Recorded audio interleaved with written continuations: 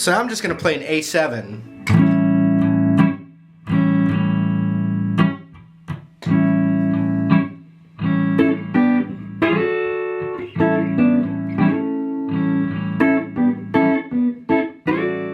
Add beautiful flavors that feel great once they resolve back to that A triad. Okay, so I'm going to show you a few of those triad shapes. Okay, so the first one would be the A major triad, and we're going to just cover the 5th fret right there, and then our middle finger right there. So that's the A major triad. And remember, I said A, G, and D. All 3 of those triads work over an A7 chord. So let's just use this shape to play those 3. So G is a whole step down. And then D is going to be all the way up at the 10th fret here. Now let's use another shape to play those 3 triads. To play an A major triad with the root on the G string here, we're going to go like this. The 14th fret on the G, 14th fret on the B, and then we're going to do 12th fret on the high E. So that's an A. So that means a G is a whole step down.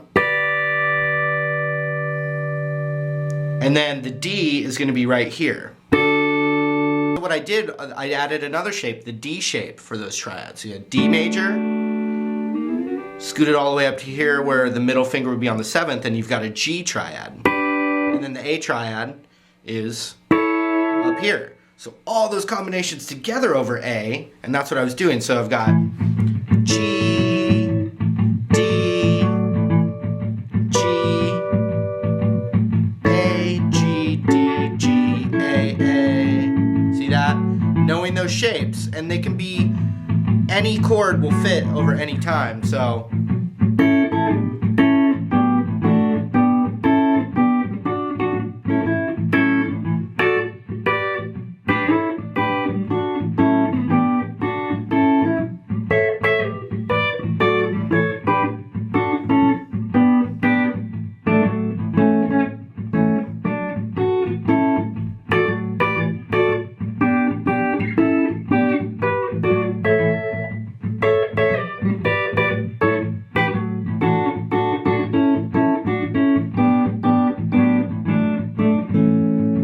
The other thing I did, instead of playing with that tone on the high, I'm playing it right here, and so you get this D major inversion that I've taught before in other videos, but basically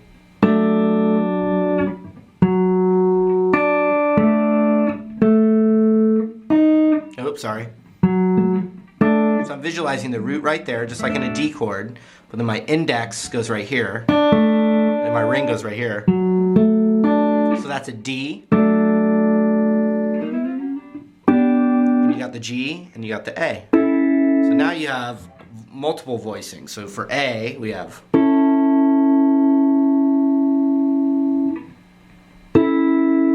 or this, the regular D, and then this too.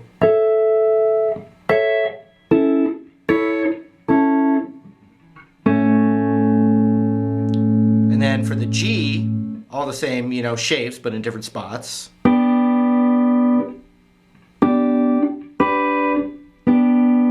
That's all G. And then even up here, that's all G. Now let's do D.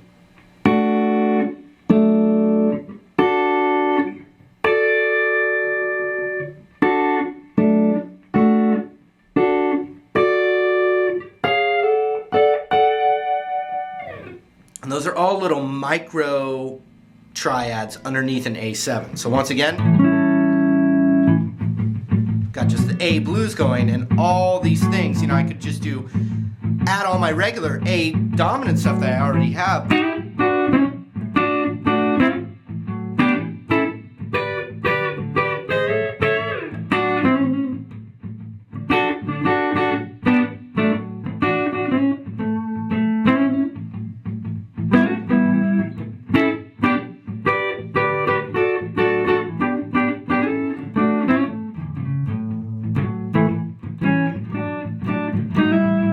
Land of A7. A7.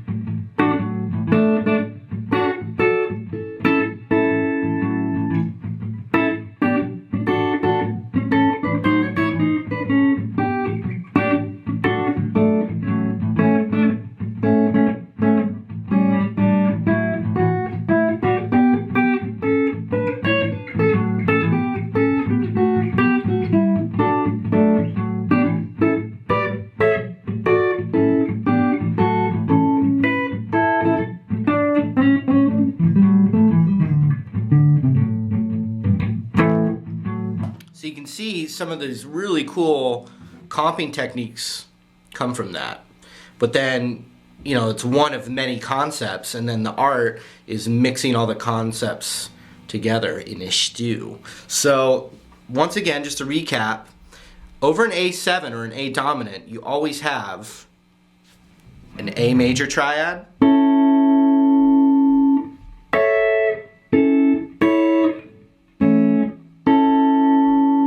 you always have a G major triad,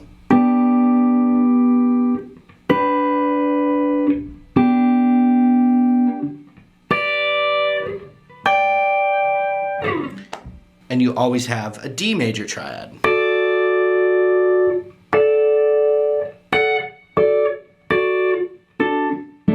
And when you mix them all together, you've got great comping tricks.